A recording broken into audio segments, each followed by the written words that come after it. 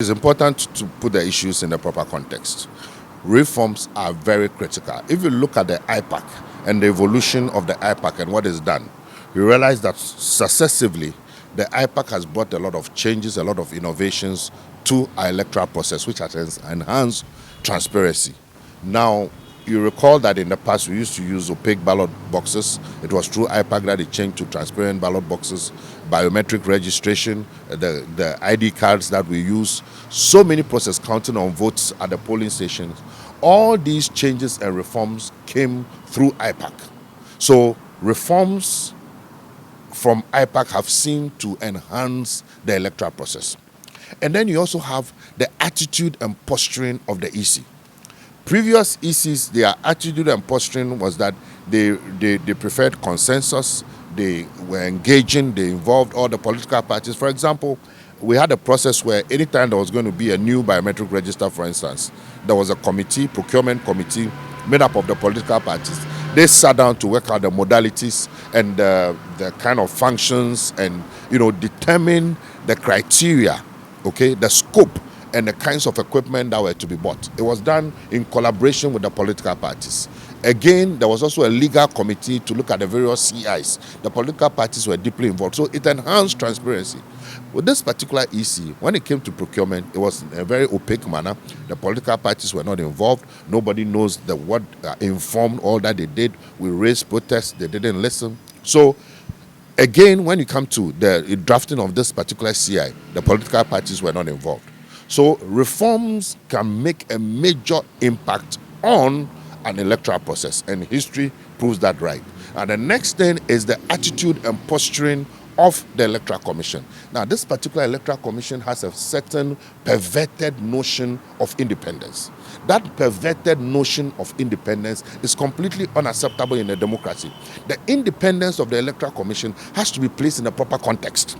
The Electoral Commission is not working in an island. The Electoral Commission is working for and on behalf of the people of Ghana. The Electoral Commission, its first customers are the political parties. So the Electoral Commission cannot say that I am independent, therefore I will do whatever I want, irrespective of the consequences. That is perverse. That is absurd. And this has been the position and posturing of this Electoral Commission. And citizens must arise. It's not just about NDC or MPP. It's about you, the media, it's about citizens, it's about everybody who is concerned about the development of our democracy. We must recognize that we cannot allow the Electoral Commission to interpret its independence in a very perverse and absurd manner that is not even reasonable.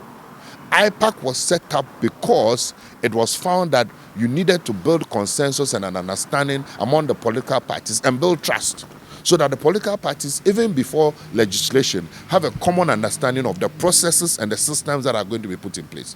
And now you have a situation where this Electoral Commission says they don't regard IPAC, so the IPAC has virtually become an information dissemination platform. You go to IPAC, this is what the EC wants to do. It comes to inform you. And the EC is behaving in an illegal and criminal manner.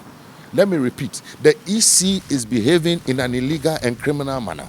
Why am I saying this? The EC, by its own laws, specifies qualifications for political parties, registered political parties. In those regulations, it states that every political party, viable political party, must have offices in at least 2/3 of the country. Was it 2/3 or 1/3? Okay? Now, when this whole issue about the new register came up, the EC themselves went and recruited other political parties who are moribund. Many political parties. So what happens at the EC now is that you go to the party, to IPAC, you have all those parties who don't have any presence whatsoever in the country. There are about 10, 15, 20 of them, and they say, let's vote.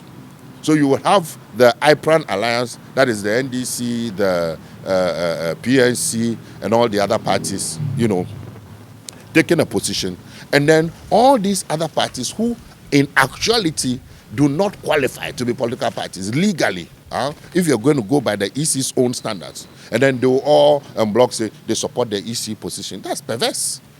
So the EC itself is perpetrating an illegality.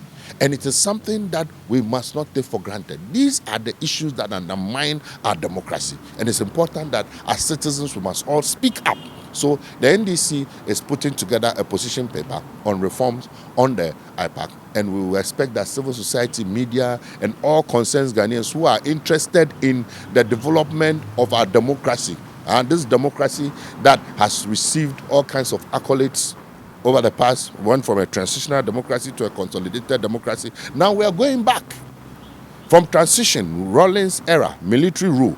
Nobody died during an election.